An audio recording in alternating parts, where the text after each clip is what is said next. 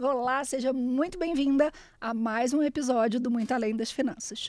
Hoje a gente vai falar de um tema super relevante que gera dúvidas em todas as investidoras de renda fixa. A gente teve uma mudança no ano passado em relação a como a gente enxerga a nossa carteira de investimento. E sim, muita gente começou a olhar e falou assim, nossa, minha carteira não está positiva, ou está rendendo menos do que 100% do CDI. E eu venho explicando, mas hoje eu tenho a oportunidade de trazer uma especialista para poder falar com a gente, que é a Mariana Soares, vou chamá-la de Mari. Mas a Mari é hoje economista, com muito orgulho, estou feliz, defendeu a tese dela agora, falando sobre mulheres também no mercado financeiro, muito orgulho. Exatamente. Então, um ponto super importante é ter um especialista para explicar. Até brinquei com ela, falei, Mari, pode usar a gravação depois, para toda vez que alguém te perguntar, você já tem a explicação pronta, né? Então, a gente está aqui, Mari, seja bem-vinda. Obrigada. Muito feliz de você estar aqui, ela veio diretamente do Rio de Janeiro, uma carioca como eu, para falar um pouquinho sobre renda fixa, sobre marcação a mercado, que é uma coisa, às vezes, bem complexa, e como ela vem impactando, essa mudança impactou e gerou, às vezes, não vou dizer pânico, mas um assusto, né? As pessoas se assustam e falam assim, nossa, minha carteira está diferente. Não, a forma com que você está enxergando sua carteira agora está um pouco diferente, né? Mas queria começar do início, né? Você tinha a sensação de olhar a marcação a mercado antigamente, de gerar esse desconforto de cliente de olhar e falar assim, nossa, estou tendo marcação, está negativo, ou não, porque eles não percebiam? Bom, primeiro eu vou agradecer pelo convite, muito obrigada. Isso aqui é uma realização de algo que acho que nem era meio que inalcançável para mim. Mas respondendo a sua pergunta, eu vim de um ambiente um pouco diferente da assessoria, né? Eu trabalhava mais com um cliente institucional, então eu já entendi o que era marcação a mercado.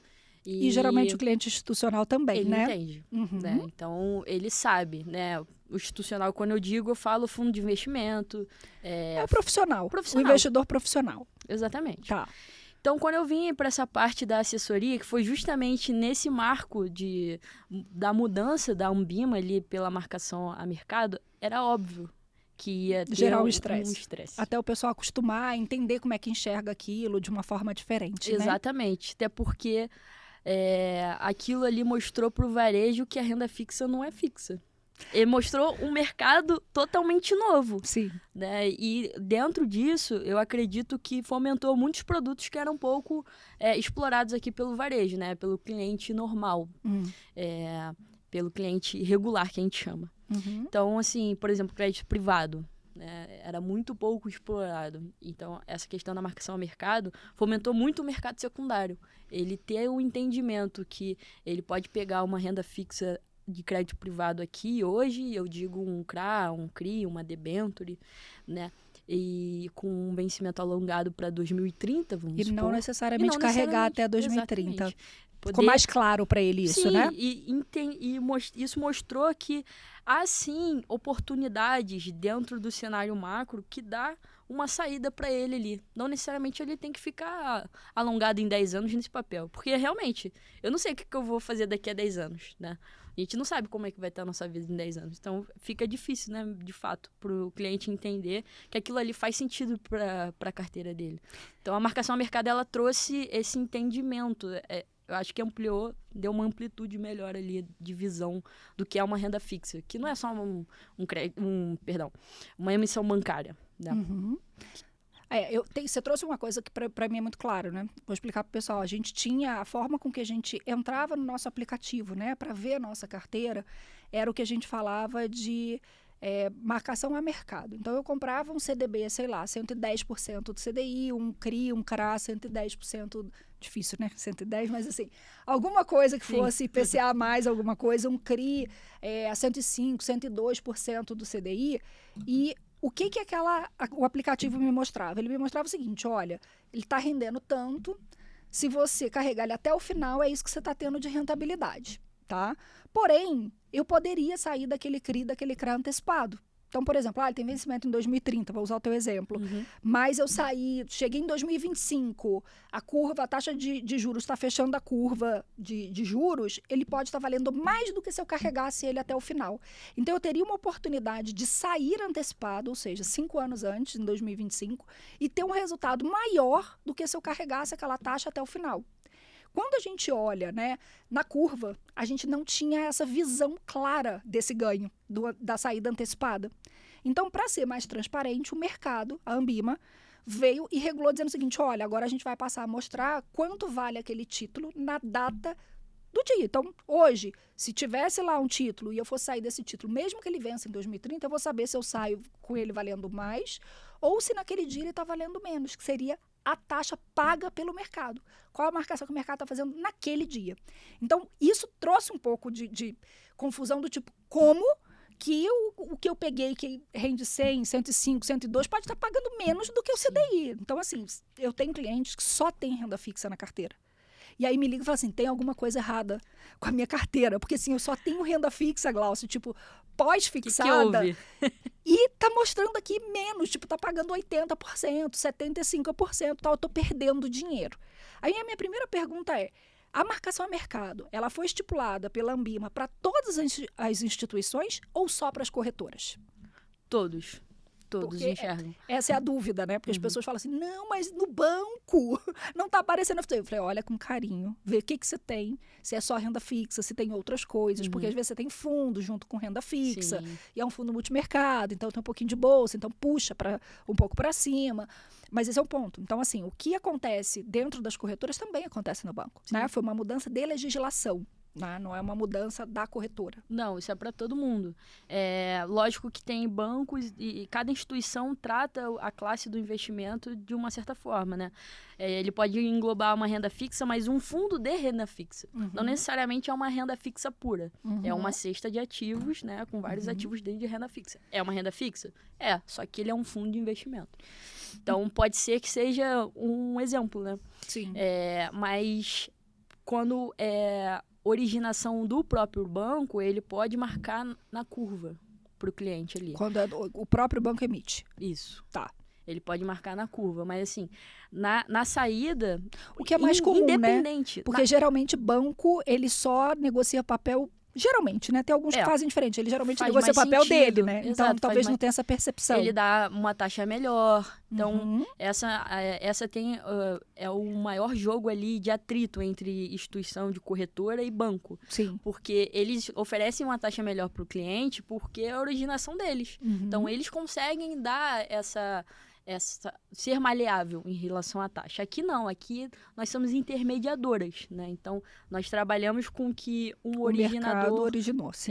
O mercado originou em tanto, né? E é lógico que aqui a gente trabalha com negócios, então, para eu te intermediar aqui é uma taxa um pouquinho diferenciada, que aí tem a relação de spread e tudo mais. No banco, você vai ali no mercado primário. E é uma coisa também que tem muita dúvida os investidores, né? Quando a gente fala de renda fixa, nós temos, independente, né? Não só renda fixa, mas renda variável, só que a renda variável ficou um pouco mais de lado essa questão de IPO, né? Que tá parado, né? Tá tem parado. 3 anos que a gente não tem nenhum IPO. Exatamente, mas em renda fixa, esse ano, nós temos dados que comprovam que a gente teve muita oferta pública. Né, muita originação de CRA, muita originação de CRI, debênture, principalmente depois da nova resolução do CMN no início do ano, que mudou ali as regras de emissores de CRA, né, porque a gente conseguia ter dava para um banco emitir um CRA. E ele não era do agronegócio. Sim. Né, mas ele conseguiria colocar algo em lastro ali, né, que ele tomou de um produtor do agronegócio e originou um CRA com o nome da instituição. Então, com essa nova resolução, mudou um pouco. Exatamente, deu uma restrição ali. E a gente começou a ver uma emissão de debêntures incentivadas, né? No início do ano, cara, eu olhei e eu falei assim, tem uma matéria que a gente botou dentro da mentoria, quando a gente fala de renda fixa e a gente fala de crédito privado, né, dentro da disciplina de renda fixa, saiu uma matéria no início do ano dizendo que em 2024 a gente tinha emitido 74%, os investidores tinham aumentado o investimento em crédito privado em 74%. E aí uma das coisas que a gente traz sim, porque está todo mundo apostando na queda da taxa Selic, ela começou na sequência a cair, então assim, eu vou precisar correr um pouco mais de risco para eu ter a mesma taxa que eu estava tendo num CDB, numa LCI e numa LCA. Então, as pessoas entenderam que isso seria através de uma debênture, de um CRI, de um CRA, mas a debênture realmente bateu todos os recordes ali possíveis e imaginários. E agora a gente teve um movimento do meio do ano para cá, um movimento de, não, peraí, caiu até aqui a taxa, mas ela vai voltar a subir. Então, nesses momentos de cai e sobe, que é quando a gente fala das aberturas ou fechamento da curva de juros. Exatamente. E é onde a gente vê maior volatilidade na marcação ao mercado. A gente vê a marcação ao mercado acontecendo forte e gera um pânico. Porque todo mundo olha e fala assim, meu Deus, e agora? Tô olhando, sei lá, que eu fiz certo? Eu comprei a NTNB, sei lá, de 2035, de 2030, de 2032 e tá negativo, porque as taxas não param de subir. E a pergunta é, mas Glaucia, e se eu comprar agora e daqui a um mês estiver maior ainda? E se tiver maior ainda? Eu falei, independente de estar maior ou não, você está com uma baita de uma taxa. Se você carregar até a data do vencimento, você está com uma taxa que você está garantindo a inflação, mantendo seu poder de compra. Juro real. Mais 7,20, mais 7,30 Hoje a gente chegou de aumento de patrimônio. IPCA mais 8.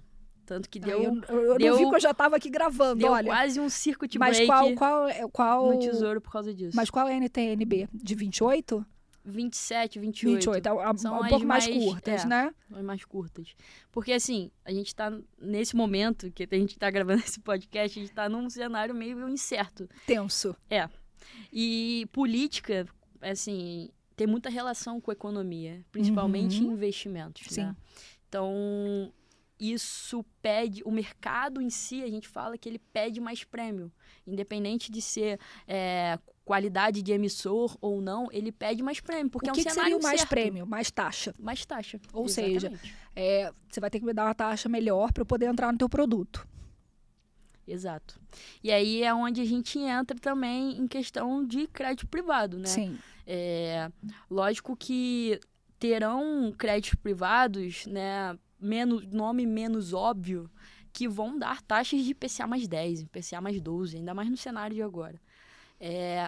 O cliente tem que ter aquela instrução, tem que ter alguém que consiga instruir ele dizendo, olha, crédito privado é uma renda fixa, sim, tem um pouquinho mais de risco, sim, é um risco menor do que uma renda variável, óbvio, mas vamos em emissores que a gente consiga fácil acesso, né? Principalmente emissores que já têm emissão na bolsa, porque aí ele precisa ter uma governança diferente. Exatamente, né? Tem que ter tudo em aberto. E para crédito privado, principalmente para as empresas, porque a gente tem esse movimento igual esse ano, de emissores vindo a mercado de renda fixa para captar.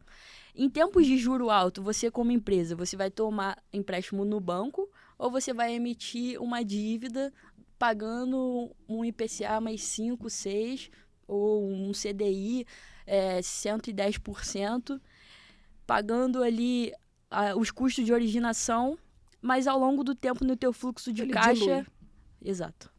Então, é um ponto que você traz, assim, que para mim é muito claro, né? Quando a gente fala na mentoria sobre renda fixa, a maioria das mentoradas chegam, eu sei o que é poupança, todo mundo, né? Eu sei o que é, às vezes eu sei o que é tesouro, às vezes eu não sei, e a gente faz uma escadinha dos produtos. Sim. Então a gente faz a escadinha... o quadrinho de risco-retorno, né? Eu faço a gente faz, na realidade, uma escadinha mesmo, tipo assim, do mais seguro, do mais conhecido, do mais confortável, até o que eu me traga um desconforto maior. Sim. Então, a gente fala o seguinte, o que as pessoas geralmente conhecem? Poupança e CDB, e aí o CDB, LCI e LCA estão todos no mesmo degrau, né?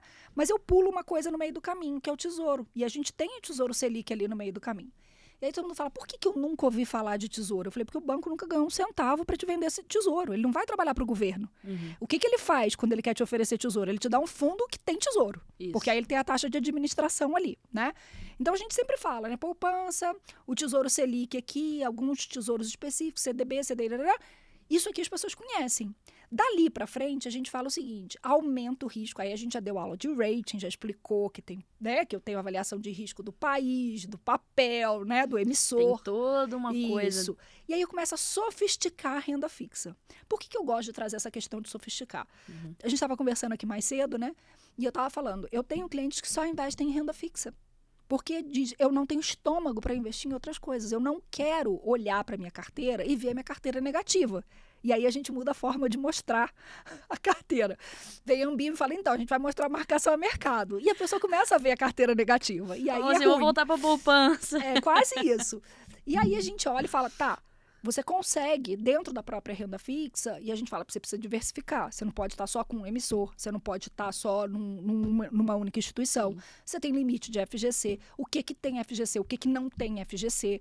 Então, a gente vai explicando isso e mostrando. Então, quando chega num determinado momento, as pessoas falam assim, legal, eu entrei na mentoria, eu só investi em poupança e CDB, ou poupança e LCI, e agora eu entendo que tem um CRI, que tem um CRA, que vai me pagar uma taxa maior, que se eu quiser uma LCI de 10 anos eu não consigo pegar, porque não existe. Não existe. Né? Mas eu consigo pegar um CRI de 10 anos, que também é isento, ou um CRA, que também é isento. Então, a gente começa a mostrar que tem produtos, os produtos têm objetivos diferentes, né? Então, eu preciso entender qual é o objetivo de vida da pessoa e qual é o objetivo daquele produto, e ver se eles casam. Mas a marcação ao mercado começou a gerar um desconforto, principalmente nos investidores que só têm renda fixa. E aí as pessoas ficam assim, Gláucia, mas e se eu comprei NTNB 2035, eu comprei NTNB 2030 e eu tô apavorado porque a taxa não para de crescer. Sim, a gente está num mercado muito volátil, a gente está num mercado, sim, que as coisas não estão sendo aprovadas, a gente está num mercado onde a taxa Selic voltou a subir e aí vai se pedir mais prêmio. E aí a pergunta é, até onde a gente chegaria no tesouro, por exemplo? Esse é o pânico das pessoas. Tá, Gláucia, eu vou conseguir tesouro, tipo, 2035, vai passar de 7? Eu falei, gente, já chegou, mas a gente está no limite, pode ser que sim, pode ser que não. E a gente bateu uns dias atrás, o IPCA 2035 bateu 7. Né? E aí eu falei, nossa, caramba, olha isso. E aí tem muita gente que está comprando tesouro desde o momento que ele bateu 5,5, porque já era uma baita de uma taxa. Assim, eu venho de um mercado, né, como eu tinha dito no início, de renda fixa institucional, né? Eu fazia broker. O que é broker? Né? Eu comprava de uma instituição ou de um fundo e fazia a passagem para um outro cliente. Vendia para um outro. Isso, né? Então, na época, que isso tem uns 2 anos e pouquinho atrás, um tesouro... a gente chama de B45, a NTNB, que no 45. Caso é o Tesouro IPCA mais com semestral, né? Com juros semestral. Na época, batia 4,10, IPCA mais 4,10, o pessoal brigava. A unha para conseguir o título, né? E a gente tá com 6 e blá, blá, blá. E a gente fazia negociação assim, você tá 4,10, meu cliente compra 4,5. Vamos tentar uma intermediação assim, a galera brigava mesmo, né? E trazer esse entendimento. Eu acho que o cliente ele tem que olhar para o histórico, né, do papel e o histórico de tudo. Sem politicagem, etc., mas a gente pode fazer um comparativo. Nós estamos com taxas hoje que foram vistas da última vez no governo Dilma. Né, 2016. 2016, né? Que teve questão de impeachment. Então, assim, teve toda uma... Ou seja, 8 anos atrás, né? Exatamente. Então, a economia ela é cíclica. Então, a gente tem alto e baixo. E esses altos e baixos tinham que ser trago para a renda fixa também, porque é uma realidade, né? A gente achava que estava indo tudo bem, tá tudo tranquilo, tarará, mas na realidade estava tendo essa volatilidade por trás, né? Não era uma forma clara de se ver isso, né? Isso. E isso fomentou o mercado secundário, né? Como eu tinha dito, nós temos duas formas de entrar na renda fixa. Por originação, que a gente entra ali na oferta pública, né? Então, a gente compra no PU 1000, que é o PU de emissão, na taxa de emissão, e no secundário. Por que tem essa volatilidade no secundário? Porque eu estou basicamente trazendo como se fosse uma ideia de renda variável, né? Você tem uma ação da Petrobras que quer vender a tanto e eu quero comprar. E a gente vai chegar no meio termo disso. E isso é a volatilidade da Bolsa. É a mesma coisa que para renda fixa. Você tem um CRA de X empresa e você precisa vender. Eu quero comprar. E a gente vai chegar no meio termo. E aí para renda fixa, né, muitas pessoas não entendem, nós temos um inversamente proporcional, né? Então, quanto maior a taxa eu comprar, menos eu pago de financeiro. Então, é basicamente trazendo uma analogia aqui de shopping. O título tá barato. Quanto maior a taxa, mais barato está o título. Exatamente. Trazendo uma analogia de compras. Você vai no shopping, compra um produto a R$100. No dia seguinte, está com 20% de desconto. Você vai pagar 80% daquilo. Então, você vai pagar R$80.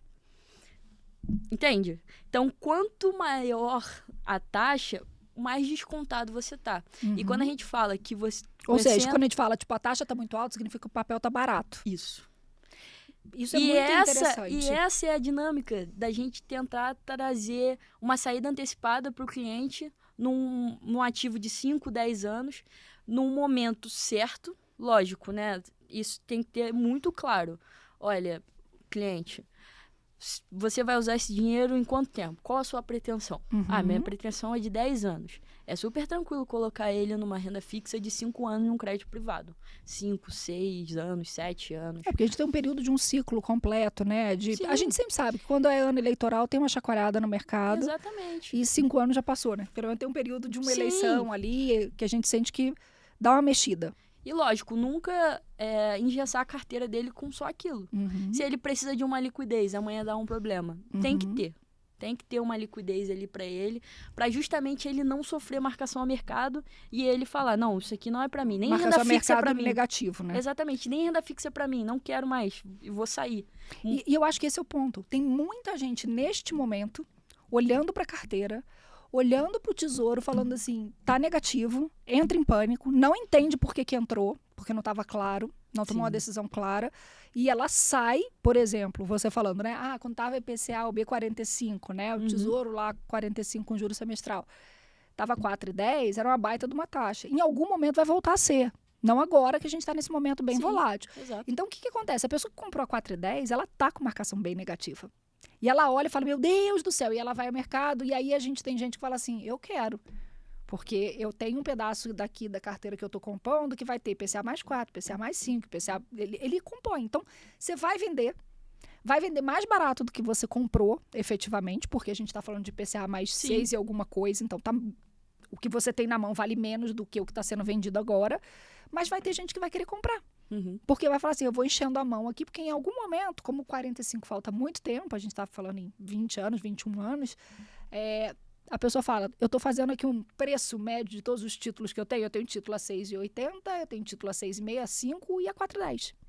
Então alguém vai comprar mais barato, porque em algum momento, quando a taxa voltar para o 4,10, aquele papel vai valer mais. Sim, sem contar que se ele leva até o carrego, que a gente chama, né, até o vencimento, olha quanto tempo ele levou ali, ele rentabilizou em cima de inflação, dado a um cenário econômico e político que a gente tem. Sim. Né? Que a nossa inflação, ela é assim, né? Uma hora ela tá lá em cima e ela vem aqui embaixo, ela volta lá em cima, ela não tem uma estabilidade, né? Então, a gente tem um histórico de inflação muito alto. Então, se eu tenho uma ideia de me aposentar, eu colocaria numa B. É o meu.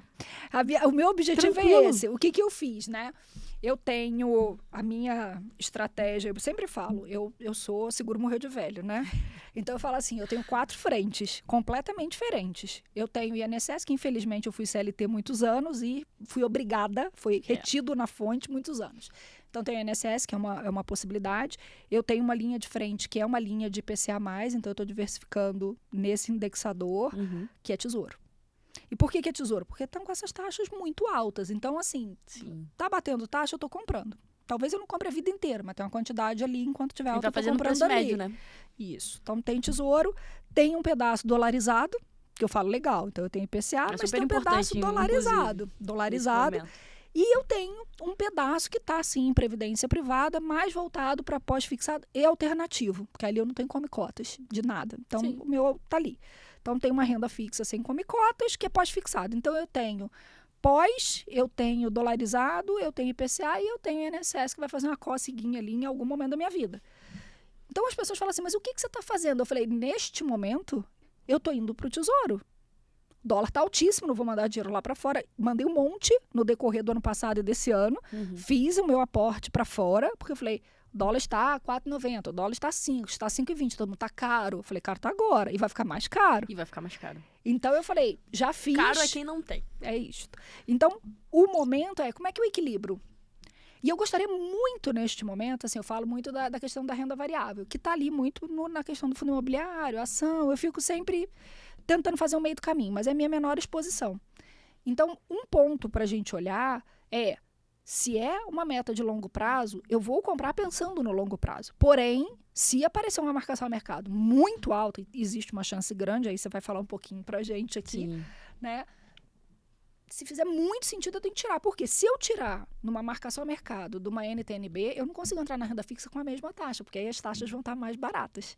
Então, eu só consigo sair dessa NTNB se eu tiver estômago para entrar no risco ou em ação, ou em fundo imobiliário, porque o preço do título subiu muito, a taxa baixou e o preço subiu muito.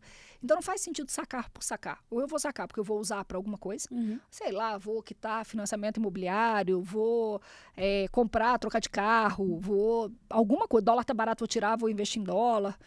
Mas tem que ter alguma coisa que não vai ser a própria renda fixa. É oportunidade de mercado. Né? Mas aí não adianta a gente falar em marcação a mercado para as pessoas que não têm estômago para risco. Sim. Então, se ela comprar aquela taxa alta, ela realmente vai carregar até o final. Porque se eu não tenho estômago, se eu não tenho perfil de risco, né? Eu sou conservador, extremamente conservador, você tem que comprar e levar para frente. Porque senão a gente fica ouvindo essas coisas, não entende muito, né? E fala assim, não, eu estou comprando fazer marcação a mercado. É uma pessoa extremamente conservadora. Sim. Aí eu falo, acho que ela não entendeu o que é marcação a mercado, que ela vai ter que sair e vai ter que usar aquele recurso num outro tipo de investimento, se ela for reinvestir. Né? Agora, se ela for usar, ok. Sim. E uma coisa que oscila muito ali a marcação a mercado, né? Principalmente para crédito privado, que são ativos que a gente mais enxerga, além das NTNBs. As NTNBs, a gente tem um discurso mais fácil de explicar o motivo. Discurso, cenário macro. Discurso, ruído político. Ponto. Quando a gente olha em crédito privado, tem uma amplitude maior. Tem o risco da empresa. Tem o risco de liquidez, tem o risco de mercado e tem o risco de qualidade do emissor, né? Liquidez. Eu tenho um papel de uma empresa que não é tão óbvia no mercado e aí quando eu preciso vender, não tem comprador. Porque talvez ali a taxa que eu queira vender ou que o mercado está precificando não faça sentido outro comprador que pode entender um pouco melhor ali do setor e do cenário da empresa tomar, né, comprar aquele papel de você. Então a gente tem um risco de liquidez, de eu não conseguir sair tão rapidamente. Aí eu chego no risco de mercado. Risco de mercado. O setor. A empresa ela pode ser ótima, mas se o setor vier numa baixa considerável, vai arrastar a empresa junto. Lógico que tem as empresas que são mais outliers, né? Que ela consegue surfar independente do cenário ali, do setor, né? Mas, de certa forma, pode prejudicar. Sim. E o de crédito é basicamente qualidade do emissor, né? O cliente tem que sempre estar em um papel de crédito privado. Isso, assim, eu, Mariana, como profissional, tá? Sempre que eu olho a carteira de um cliente ou falo com o cliente, eu sempre tento entender que ele está entendendo o risco que ele está entrando. Isso é muito importante. E às Pode vezes ser a ele melhor não empresa entende do mundo. E a gente viu 2 baixas ano passado de empresas que pediram recuperação judicial, né? Que pode pontuar? Pode. Light e Americanas. E Americanas. Porque é importante, porque todo mundo ouviu em algum momento se falar do que aconteceu com a Americanas e todo mundo ouviu o que aconteceu com a Light. E tem um outro ponto. Outro dia eu estava mostrando para as meninas assim, se você não entende, né, qual a classificação de risco da emissão daquele papel, porque assim, aquela empresa pode ter um rating muito alto. E não é só rating que pode... A gente viu isso, mas né? Olha o desespero, AAA, as duas. E mesmo assim não ficou de fora. E é isso que eu ia falar, um ponto. A gente viu o papel emitido pela mesma empresa, uma empresa que tinha uma avaliação AAA, mas ela tinha um papel mais curto, e não era tão curto, era um papel, se eu não me engano, de 2030, e um papel de 2000, acho que era 2040 ou 2045, se eu não me engano, eram 2 debêntures, tá? De uma empresa AAA. A debênture mais curta, ela tinha o papel, era AAA, mas a mais longa, ela era só A. Tem essa questão também. E aí o que a pessoa faz? Eu fui lá um tempo atrás e comprei um papel dessa empresa, ela é AAA. Acho que todos os papéis que a empresa emitiu é AAA. Só que acontece o seguinte, quando ela emitiu esse papel, o nível de endividamento dela era 1. Quando chegou lá na frente, ela foi emitindo outros papéis mais longos, começou a aumentar. Então, o risco daqueles mais longos começou a ficar maior. Então, não é porque uma empresa é AAA, ou seja, ela tem um rating bom, que todos os papéis emitidos por ela também vão ter o mesmo rating. Sim. Então, a gente precisa entender minimamente isso. E eu tenho certeza absoluta que a maioria das pessoas que eu conheço hoje, que estão investindo em renda fixa mais sofisticada, que a gente está falando de crédito privado, elas não entram nesse nível de detalhe do rating. Não entra. E não é só o rating e que aí baliza, assusta, né? Quando começa a ver marcação a mercado, meu Deus! Assusta. E agora, será que... Ou quando uma outra AAA quebra, ou entra em recuperação judicial, Sim. aí fala, meu Deus, e agora? Deixa eu olhar tudo. E aí bate o pânico, e quando a gente está com nossa carteira sob emoção, a gente tende a perder dinheiro, porque a gente Sim. faz saídas em momentos errados, né? E assim, isso é importante pontuar, esse risco de mercado, principalmente esse ano. Depois de Light Americana, a gente não teve nomes tão grandes pedindo recuperação judicial, né? Que a gente chama de RJ. Só que esse ano nós tivemos outras RJs, principalmente ali ligado ao setor do agro, que foi um setor que sofreu bastante. Né? Sofreu bastante por climático e também por questão financeira. Tá? E eu recentemente peguei 3 empresas que pediram RJ, que é algo que a gente tem que ver também. Acaba sendo um pouco do meu escopo. Eu sempre falo, gente, investe em setor que vocês conheçam, que vocês têm mais informação. Né? Porque assim, você tem mais afinidade, você está ali, você conversa com pessoas que estão falando, você entende se o setor está indo bem ou mal, né? Exato. E assim, a empresa pediu RJ, isso é ruim, porque eu não sei quando eu vou receber, porque ela se vai eu vou negociar receber aquilo. tudo, como é que vai ser. Porque se a empresa está pedindo recuperação judicial, porque ela não tem dinheiro para pagar. E ela vai renegociar um plano, que não necessariamente as datas de vencimento assim, dos papéis, de longuíssimo. 20 anos. Eu vou te pagar, mas assim, 20 anos, você tenha paciência comigo, é basicamente isso. E muitos clientes que tinham essas empresas eram clientes que a gente chama de taxeiro. De olha lá a taxa, ele sozinho, nossa, IPCA mais 10, vou pegar esse papel aqui. Eu falo que só olha a coluna da rentabilidade, né? Não olha mais nada. Não Pois olha data de vencimento, não olha liquidez, não olha rate, não olha nível de endividamento da empresa, só olha a taxa. Exato. E toda vez que a gente tem a taxa muito alta, alguma coisa tem. Porque se ela está precisando pagar mais do que todas as outras empresas, alguma coisa tem. Algum risco tem, né? Lógico, tem que desconfiar. E aí, dentro dessas 3 RJs recentes, tem um cliente que eu peguei que ele tinha os 3 papéis na carteira. Lógico que ele tem um patrimônio gigante. Então, assim, não fez nem um pouco de cócegas ali pra ele. Mas ele sabia, então, mais ou menos do risco? Sabia, mas de qualquer forma, deu um atrito ali, né? Por mais que ele tenha feito sozinho, né? O cliente, quando ele vê perdendo dinheiro, de certa forma, ele vai olhar e falar assim, e por que você não me avisou? Mas, pô, você fez sozinho. Ah, mas e aí? Eu achei que você sabia, né? Que você estava fazendo. E aí, ele acha que a gente tem que ter uma bola de cristal, né? De olhar a empresa e falar assim, essa empresa vai pedir RJ daqui a 2 meses, vende ela. E não funciona assim. Lógico que tem, o mercado, o mercado, ele é muito em cima, né?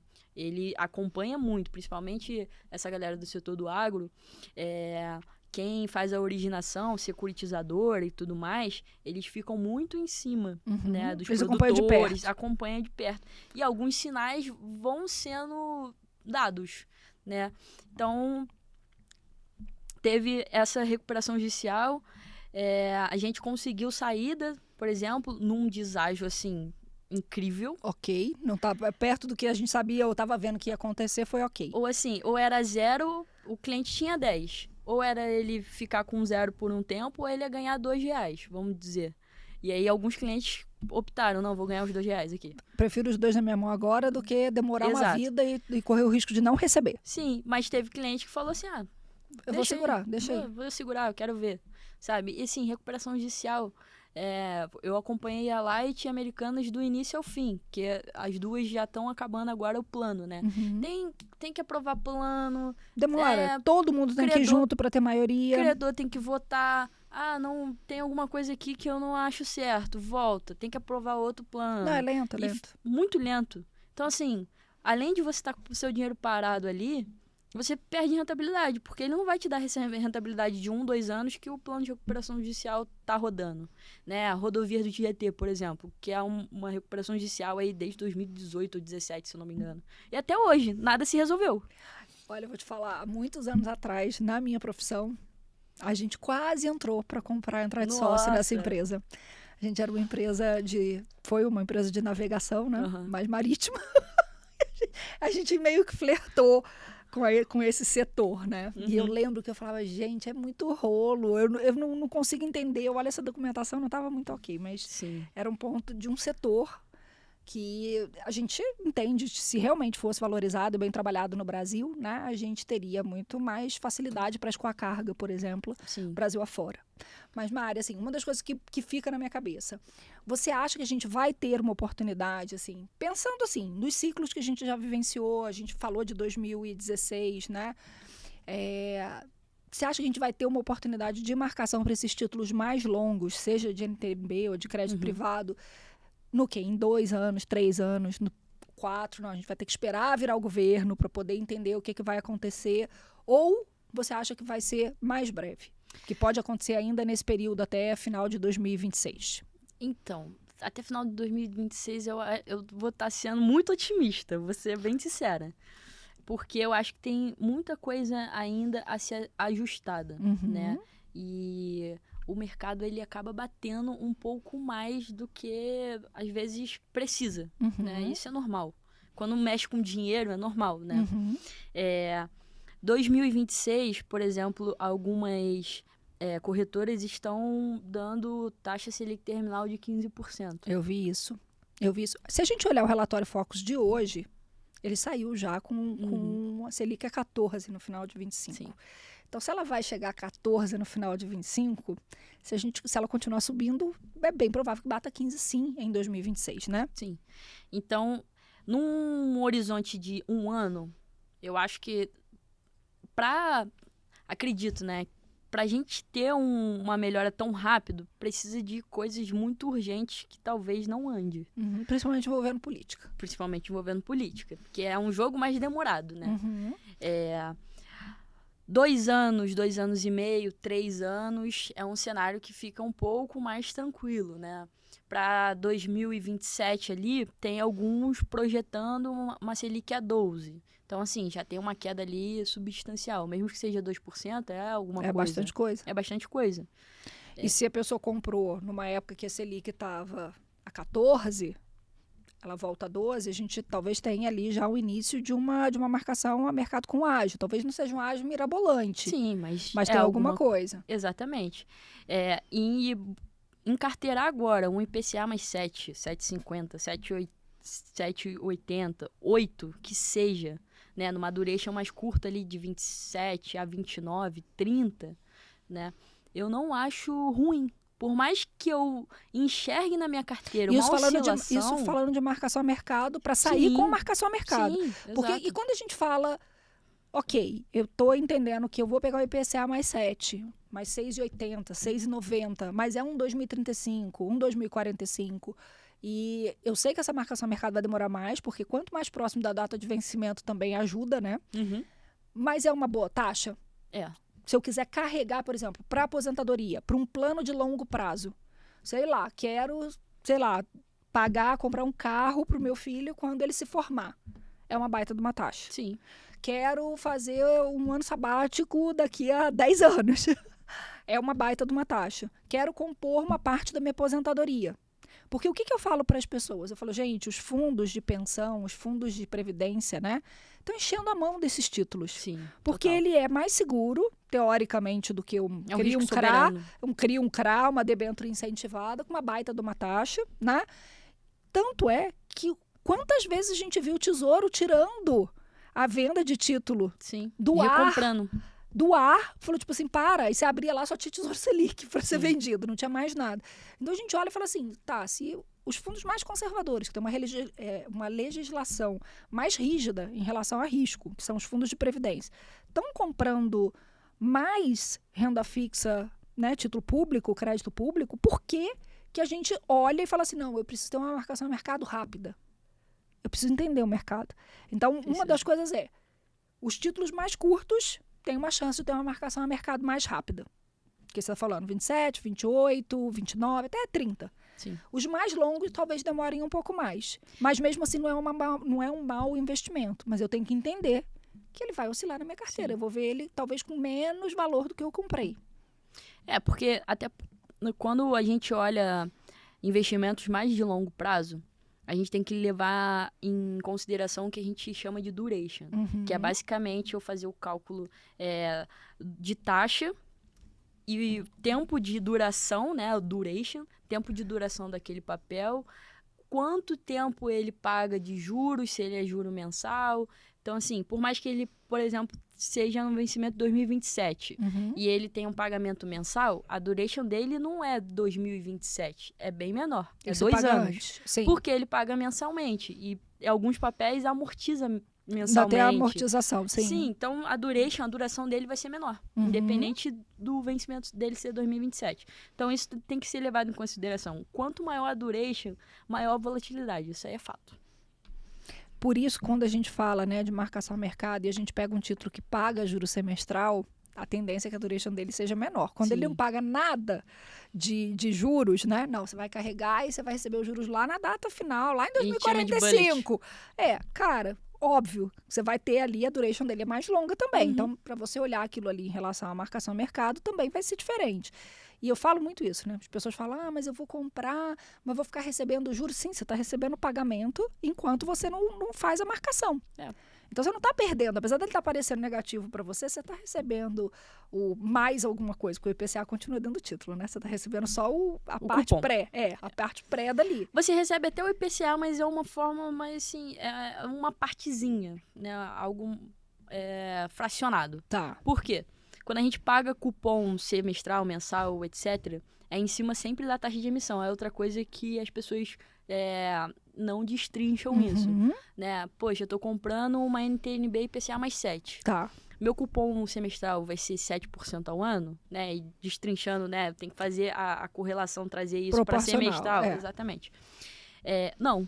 Ele vai pagar sempre a taxa de emissão, que é IPCA mais 6, no caso aqui da NTNB. Por quê? Quem me paga esses pagamentos de juros é o emissor. O emissor, ele não consegue precificar a oscilação do mercado secundário. Tá. Ele sempre vai me pagar em relação à marcação da curva do papel, que é a curva do papel. Basicamente, eu emiti hoje a IPCA 6 e vou pagar para você no vencimento IPCA 6. Sim. Né? E isso também dificulta um pouco o entendimento. Pô, mas como assim? Eu comprei IPCA mais 7 no meio do caminho, e quando eu vou receber IPCA 6. Porque tem uma matemática financeira total, né? Eu esqueci de falar, gente. A pessoa é professora de matemática. Então ela entra no detalhe de como eu calculo, né? Sim. Matemática financeira total. Se eu comprei no vencimento e vou carregar até... Perdão, se eu comprei na emissão, vou carregar até o vencimento, eu vou carregar IPCA mais 6. Se eu comprei no meio do caminho, qual é a minha taxa referência ao que eu emiti a IPCA mais 6? Pode ser IPCA mais 7, né? Tá. Vai depender da duration. Isso também é especulação de mercado, que o mercado dá um pouco mais de prêmio. Mas quando eu vou levar até o vencimento, se eu comprei no meio do caminho, no mercado secundário, ele me paga IPCA mais 6, mas eu recebi um pouco mais ali ao decorrer. Então, ainda tem esses detalhes, né? A renda fixa, eu gosto muito desse mundo, sério, de verdade. Eu brinco, a gente fala, né, lá em casa, meu irmão é economista também, ele sempre fala, cara, o pessoal acha que renda fixa é só aquela coisa sem graça, né? Mas dá para especular. Dá para ser bem agressivo na renda fixa se você entender como é que o mercado funciona. Então, quando eu falo para as minhas mentoradas que tem produto para todo mundo e que dentro da renda fixa, que é o que, sei lá, eu me sinto muito confortável na renda fixa, Glaucia, ok, tá, mas você precisa entender a renda fixa de verdade, porque você não entende. Você acha que você entende. E aí ela falou, não, eu entendo, tal. Geralmente elas trazem esse ponto. E aí a gente começa pela poupança. Quando você começa a explicar as regras da poupança, ela fala assim, mas a poupança não é isenta de imposto? Eu falei, de renda. Se você usa poupança como conta corrente, você está pagando IOF toda vez que você põe... Não, como assim? E aí eu falo, tira um extrato da sua poupança. Tá lá o IOF. Vê o que são essas coisas negativas que você está reclamando do tesouro lá. O que tem esse negativo no seu extrato aí? Aí ela olha, meu Deus, eu estou pagando IOF. Isso porque você disse que você sabia como é que a renda fixa funcionava. Você não sabe do mais simples, o produto mais simples da renda fixa, você não sabe como é que funciona. Então, assim, se eu entender... Se eu tiver o mínimo de conhecimento, se eu tiver argumentos para sentar para conversar com o meu assessor, com o meu gerente do banco, a gente tem muita oportunidade na renda fixa, né? E entender que não é toda vez que o seu assessor te traz uma informação que vai fazer sentido para você, porque você pode estar numa baita de uma marcação a mercado, mas você vai olhar e falar assim, tá, mas eu saio e boto esse dinheiro aonde? Eu tenho como usar esse dinheiro para alguma coisa importante? Tem que. Para fazer a manutenção de carteira, eu falo isso sempre, para fazer a manutenção de carteira, ele tem que trazer já algo amarrado ali, né? Poxa, a gente vai aproveitar esse ágio aqui para entrar aqui mais barato. Para entrar aqui nessa outra oportunidade que naquele momento faz sentido. Então, tem que fazer sentido para o cliente. Então, o cliente precisa, eu falo assim, quem entende qual o nível de risco você deve correr é o seu estômago. É você. Exato. É você saber assim, tirei daqui, botei ali, eu vou conseguir deitar de noite, dormir e falar se tá tudo sob controle, eu vou falar, meu Deus, será que eu deveria ter feito isso mesmo? Ai, ui, e aí acabou, você não dorme mais, entendeu? Se tá no ponto de ficar incomodado, talvez não seja o momento. E eu posso estar incomodado por falta de conhecimento, então eu tenho que estudar para entender um pouco melhor, ou eu posso estar incomodado porque eu realmente dei um passo maior do que a minha perna. Tô entrando num produto que eu não entendo. Então, assim, Mari, para mim, a gente precisa realmente olhar isso com carinho, e entender que não são todas as marcações a mercado que vai fazer sentido para todos os clientes. Sim. Não dá para eu virar e falar assim, vou pegar todo mundo que tem tesouro e que está com marcação positiva e que faz sentido a gente sair antecipado e dar saída para todo mundo, porque tem gente que você não vai conseguir alocar de novo. E se você vai tirar, acho que você falou um ponto importante, né? Se eu vou recomendar uma saída, uma venda de um papel no mercado secundário antes do vencimento, porque ele está com ágio, aonde eu vou colocar que seja mais interessante do que aquilo? Exato. Porque senão não faz sentido, né? E se você mantiver o título até o vencimento, você está com uma baita de uma taxa. Isso é até um dos motivos de possíveis TED-outs, né? Do assessor ir lá, mostrar para o cliente que ele pode exercer um ágio e aí ele não dá um outro produto ali ou outros, né? Pode dar opções para o cliente, Sim. né? Outro produto, não necessariamente renda fixa, mas de acordo ali com o suitability dele. E não trazer isso amarrado, pode acontecer que o cliente saia da corretora. Meu banco está me dando um CDB aqui. O que eu vejo de cliente que eu acho muito interessante é assim, eu já tive alguns casos de marcação a mercado, tive inclusive familiar, que eu lembro uma vez que meu pai me ligou, assim, olha, tem alguma coisa errada na minha conta. E eu falei, por quê? Aí ele, não, a gente comprou um negócio. E foi assim, a gente tinha comprado no final do ano, acho que foi isso, antes da eleição do Bolsonaro, ele tinha comprado um pedaço de pré-fixado, um título do Tesouro pré-fixado. E aí ele virou para mim e falou assim, fevereiro, Bolsonaro ganhou, foi antes do segundo turno, Bolsonaro ganhou, quando chegou em fevereiro tinha dado um pico. E aí ele falou assim, não, aumentou muito a minha conta, tem um valor monstro na minha conta. E eu olhei, eu falei, deixa eu olhar. Eu olhei tudo, menos o tesouro, nem me dei conta. Eu falei, acabei de comprar, não é o tesouro. Quando a gente foi olhar, era o tesouro. E aí eu lembro que eu falei assim, pai, só vale a pena sair, não vamos sair, vamos comprar um mais longo. Eu falei, não dá, porque as taxas agora estão todas muito baixas. O título está valorizado, as taxas estão baixas. E aí eu lembro que ele falou assim, tá, mas então o que adianta eu ter esse troço dessa marcação a mercado positiva se eu saio e não consigo fazer nada? Eu falei, se você fosse usar o dinheiro, talvez faça sentido. Aí ele, usar o dinheiro faz sentido. Falei, sim, porque aí você está realizando... Ele resgatou e foi gastar. Ele resgatou e trocou o carro. Ele quase acabou comigo. Mas eu falei, ok, porque teoricamente ele teve uma utilização, né? Então é um ponto, ok, vou quitar, vou antecipar parcelas do meu apartamento, porque, se eu carregar, eu vou quitar 10 parcelas lá na frente. Se eu sacar agora, eu quito 12, 15. Então, teoricamente, você está se desendividando, e aí seria uma coisa interessante. Mas é um ponto. Eu preciso ter um objetivo para conseguir sacar. Sacar para tentar entrar em outra renda fixa não faz sentido, porque todas as taxas da renda fixa, teoricamente, vão estar mais baixas, né? Então, é um ponto. O papel vai estar valendo mais, mas as taxas vão estar mais baixas. Mari, o que eu falo muito sobre isso, assim, para a gente caminhar para aqui para o encerramento? O que você falaria para pessoas que entraram em títulos do Tesouro com taxas nesse nível que a gente está vendo, acima de 6, vamos considerar assim, não vou nem dar 6 e blá, blá, blá, IPCA mais 6, e que é um pouco mais longa, vamos considerar 35. Calma. É isso. Calma, que você não tá ruim, né? Você não tá ruim. Por quê? Vamos pensar lá na taxa de emissão.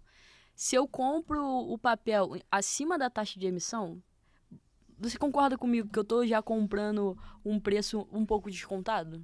Ou seja, se a taxa tá mais alta, significa que eu tô comprando mais barato. Sim. É isso. Então, se eu comprei IPCA mais 6... Foi emitido IPCA mais 5. IPCA mais 5 e eu comprei IPCA mais 6, eu tenho 1% a mais. Eu tenho mais taxa porque eu comprei o título mais barato.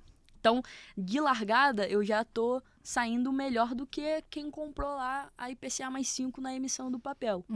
Então, assim, calma, né? Uma outra coisa que pode ser aconselhável também.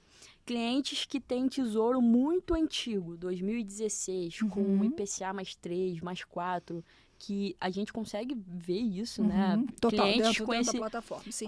com esse nível de preço. o tempo que ele está carregando, por mais que ele tome um leve deságio agora com essas taxas abertas, o carrego dele, né? Por esse período de 2, 3, 4 anos. O quanto ele ganhou de cupom, quanto que ele já tem de rentabilidade acumulada, às vezes faz sentido até vender. Eu fiz isso. Eu peguei na minha carteira, eu Exato. falei, não, tem uns títulos aqui. Porque assim, eu sempre fui fã de tesouro e eu sempre tive tesouro, uma parte de tesouro de NTNB na minha carteira. Então, uma das coisas que eu olhei, eu falei assim, tá, tem umas taxas muito baixas aqui, né, que foram compradas em 2018, em 2019. E aí eu falei, tá, e eu tenho, sei lá, IPCA mais 3,9. E agora eu tô vendo IPCA mais 7 e alguma coisa. Eu falei, não, eu vou trocar, eu vou realizar... Vai ganhar o dobro. Eu vou realizar uma marcação a mercado aqui negativa, eu vou tomar um deságio e vou reinvestir aqui em alguma coisa que faça mais sentido aqui para frente. Mas aí o que eu fiz? Eu investi no mais longo. Sim. Que é para compensar. Compensar. Isso. E você conseguir ali, não no curto prazo, mas no Mas médio no prazo, e compensar pensar na o aposentadoria. deságio. Porque eu falei, cara, vou carregar esse título aqui a 3 e blá, blá, blá, por mais quantos anos? Se tem títulos melhores sendo negociados, não títulos melhores, que o título é o mesmo, mas títulos com a taxa melhor, mais barato. Então, e assim, o mesmo título. Do mesmo título. Por isso que eu falei, não são títulos melhores, é o mesmo título, mas com taxa ela melhor. Exatamente. Então, é um ponto para a gente olhar e entender. Eu falo assim, a renda fixa, gente, não é uma coisa tão simples de, eu estou emprestando dinheiro para o banco, eu estou emprestando dinheiro para uma empresa e ela vai me devolver depois com a taxa que eu contratei. Essa é a regra padrão. Mas existe uma forma mais sofisticada de investir usando a marcação a mercado. Então, Exatamente. assim, pessoal, comprei taxa, estou vendo lá meu tesouro, aparecendo menos alguma coisa. Ele tem ainda prazo para chegar, vai chegar, você está recebendo a taxa que você contratou. Mas se você for sair dele antes, você vai ter a marcação a mercado. Então, assim, recado da dona Mari, né? Calma. Isso para CDB. Pouca gente sabe, mas isso para CDB funciona também. Por quê? Quando a gente tem 2 mandatos de emissão bancária. O de liquidez, e aí quando eu falo de liquidez, é basicamente o próprio emissor diz, eu estou te dando liquidez todos os dias. Se você quiser sair, você consegue sair todo dia. Eu vou recomprar o papel. E aí isso me gera um pouco de menos taxa, isso é óbvio.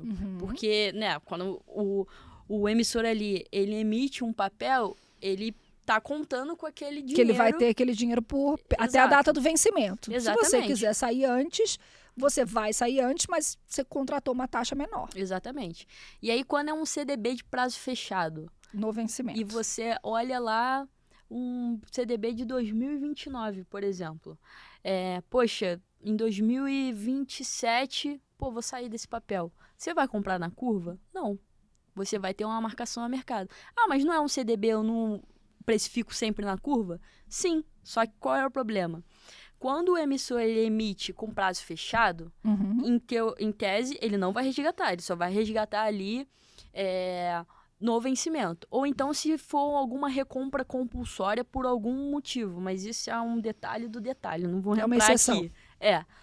Mas quando a gente vê um CDB tendo liquidez de prazo fechado, sem liquidez, né, de prazo fechado, é porque a instituição que está intermediando, que está custodiando aquele CDB, seja a corretora ou o banco, está te dando a possibilidade de sair antecipadamente e a própria instituição vai comprar, vai encarteirar, vai botar na tesouraria dela e disponibilizar para outro cliente, né? Só que o que acontece? Ela não vai te pagar a curva. Ela vai te pagar com deságio por conta do FGC. Tem toda uma regra do FGC. Ela vai te pagar em relação ao mercado, quanto está precificando aquilo ali no mercado, naquele momento, as taxas de emissão naquele momento.